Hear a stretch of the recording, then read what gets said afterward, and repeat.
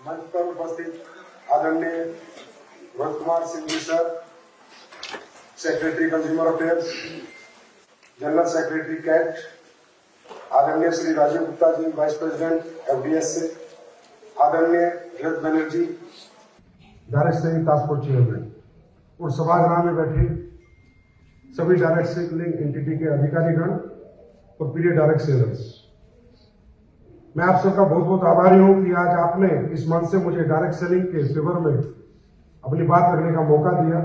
तो सर, सबसे पहले तो हम बहुत बहुत धन्यवाद करते हैं भारत सरकार का, हमारी कंज्यूमर अफेयर्स मिनिस्ट्री का, हमारे सेक्रेटरी सर का और माननीय हमारे कंज्यूमर अफेयर्स मंत्री जी श्री पीयूष गोयल जी का, कि आज इनके अथक प्रयास, इनके समर्थन, सहयोग और हमारी एसोसिएशन के अथक प्रयास और प्रयत्न से इनका आशीर्वाद और साथ हमें मिला, जिससे हमें 2016 में डायरेक्ट सेलिंग की गाइडलाइंस मिली, 28 दिसंबर 2021 को हमें रूल्स मिले और रूल्स में एक छोटी सी डेफिनेशन मिस हो गई थी। वो बड़ी डेफिनेशन हमारे लिए थी नेटवर्क ऑफ सेलर्स की। हम अपनी प्रार्थना लेके सेक्रेटरी सर के दरबार में गए और सर ने एक ही बात पूछी कि यहाँ कितने बच्चे काम करते हैं। तो मैंने कहा सर बहुत सारे बच्चे काम करते हैं। तो सर ने, मैं रियली बता रहा हूँ, सर ने कहा मैं तुम्हारे साथ तुम्हारे साथ हूँ। और हमें 21 जून 2023 को वो डेफिनेशन प्राप्त हुई। सर, दो छोटी सी हमारी रिक्वेस्ट है, मैं आप सबकी तरफ से सर से प्रार्थना करना चाहूंगा।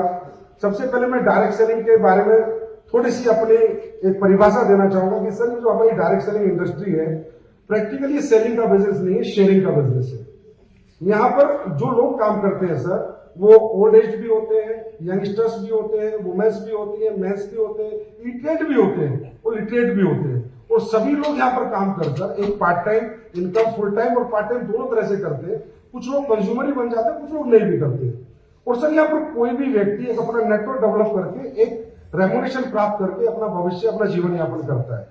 तो सर, ये जो इंडस्ट्री है यहाँ पर, अगर कोई, मतलब ऐसा नहीं है कि यहाँ पर लिटरेट ही आएगा, अगर कोई भी यहाँ पर कामयाब है तो वो सेलिंग नहीं करना जानता, वो बीबीएमपी मार्केटिंग नहीं है, और वो प्रोडक्ट शेयरिंग करना जानता है। तो हमारी इंडस्ट्री में जो प्रोडक्ट है सर, वो सबसे मेजर फैक्टर है। अगर उसकी क्वालिटी है तो व्यक्ति लेता है, उसको शेयर करता है, और शेयरिंग करते करते एक नेटवर्क डेवलप हो जाता है और उसको रेम्यूनरेशन आने लगता है, जिससे वो एक अपना अच्छा भविष्य बना लेता है। तो इसी में सर, हमारी आपने एक बहुत अच्छे हमें रूल दिए सर, हम बहुत अप्रिशिएट करते हैं। लेकिन एक छोटा सा अमेंडमेंट हम चाहेंगे सर, आपसे प्रार्थना कर रहे हैं कि रूल 3 के सब रूल 1 में क्लोज डी में जो डेफिनेशन है सर डायरेक्ट सेलिंग एंटिटी की, ये मैं आपको प्रार्थना पत्र बाद में दे दूंगा सर। इसमें थोड़ा सा अगर क्लियरिटी आ जाएगी सर, तो इजीएस्ट हो जाएगा हमें इथिकल डायरेक्ट सेलिंग की तरफ से कदम बढ़ाने के लिए। हम ये चाहते हैं कि सर, हम इथिकल डायरेक्ट सेलिंग की तरफ जैसे 2-3 कदम बढ़ा चुके हैं, मजबूत कदम बढ़े, जिससे देश के और बच्चे यहाँ पर आए, एम्प्लॉयमेंट हासिल करें और लोगों को इस इंडस्ट्री पे भरोसा और यकीन है। और सर, एक छोटा सा हमारा एक रिक्वेस्ट और है आपसे कि सर, हमारी इंडस्ट्री में 2016 में जब गाइडलाइंस आई तो पिरामिड का उल्लेख जरूर किया जाता है। तो पिरामिड का उल्लेख किया गया डायरेक्ट सेलिंग की गाइडलाइंस में, लेकिन सर फिर वो डिफाइन कर दिया गया कि ये प्रोडक्ट बेस पे लागू है। लेकिन अभी जब रूल्स आए फिर पिरामिड का उल्लेख किया गया। सर, आज मैं पिरामिड के बारे में सबके सामने बताना चाहूंगा कि पिरामिड होता क्या।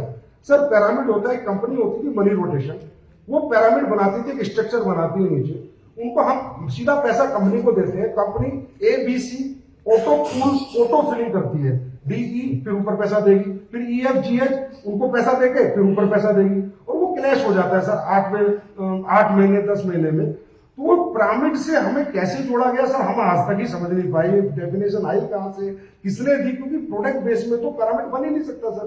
वो इसलिए नहीं बन सकता सर कि हमारे साथ जितने भी डायरेक्ट सेलर्स नहीं आते, टोटल कंज्यूमर्स आते हैं सर और प्रोडक्ट यूजर्स आते हैं, उसमें से कुछ लोग यहाँ अपना भविष्य डायरेक्ट सेलिंग में लगाते हैं। जैसे एक कंपनी में सर, आज बड़ी कंपनी जैसे RCM है, तो इसमें 3 करोड़ लोग आज तक कंज्यूमर है, लेकिन जो अगर डायरेक्ट सेलिंग एक्टिवली कर रहे हैं वो 8-10 लाख लोग कर रहे हैं। बाकी 2 करोड़ 90 लाख लोग इनके सिर्फ यूजर्स है। आज इंडस्ट्रीज की बात करें तो 1.5 करोड़ से ज्यादा का मेरे ख्याल कंज्यूमर नेटवर्क है, लेकिन इनके यहाँ काम करने वाले, रेगुलर इनकम लेने वाले, रेगुलर मेहनत करने वाले लोग 10 लाख के आसपास होंगे। तो इसलिए पिरामिड तो दूर दूर तक, हमसे दूर दूर तक कोई रिश्ता नहीं है, पर ये पता नहीं कहां से आते हैं। तो सर, क्योंकि इससे क्या होता है सर, हमें इन्फोर्समेंट एजेंसी बहुत परेशान करती है, बहुत हरास करती है, और लास्ट में जाके ये कह देती है तुम भी तो पिरामिड हो। क्योंकि सर हमारा सिंगल लेन नेटवर्क बन ही नहीं सकता, हमारा तो मल्टी लेयर ही बनता है। और आज आप देखिए सर कि प्रोडक्ट बेस्ड और क्वालिटी बेस्ड कंपनी आए तो 60 साल 70 साल से पूरे वर्ल्ड वाइड कंपनियां काम कर रही है सर। पैरामीटर कहाँ 60-70 छह महीने नहीं टिकते। तो अगर 60-70 साल से कंपनियां काम कर रही है और सर 70-70 हजार करोड़ के कंपनियों के टर्नओवर है, और वो 70 आज हमें बताते हुए गर्व महसूस हो रहा है कि हमारे बीच में भी आज बड़ी बड़ी कंपनियां, इंडियन कंपनी है जिन्हें 25-25 साल काम करते हो गए। तो सर अगर आपका ये आशीर्वाद हम लोगों को मिलेगा तो हम लोग भी यही चाहेंगे एक दिन कि हमें 70 साल काम करते होंगे।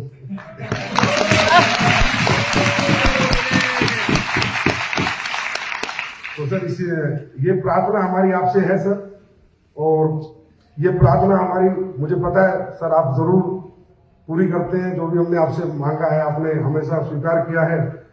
इससे सर हमारी इंडस्ट्री में बहुत उत्साह आएगा, एम्प्लॉयमेंट बहुत जनरेट होगा, और हमारे सर्वप्रिय लोकप्रिय विश्वव्यापी हमारे आदरणीय प्रधानमंत्री जी का जो सपना है आत्मनिर्भर भारत और मेक इन इंडिया, इसमें भी डायरेक्ट चले अपना सशक्त रोल निभाएगा। तो फिर एक बार आपसे प्रार्थना करते हुए अपनी वाणी को विराम देना चाहूंगा। जय हिंद, जय भारत, बहुत बहुत धन्यवाद।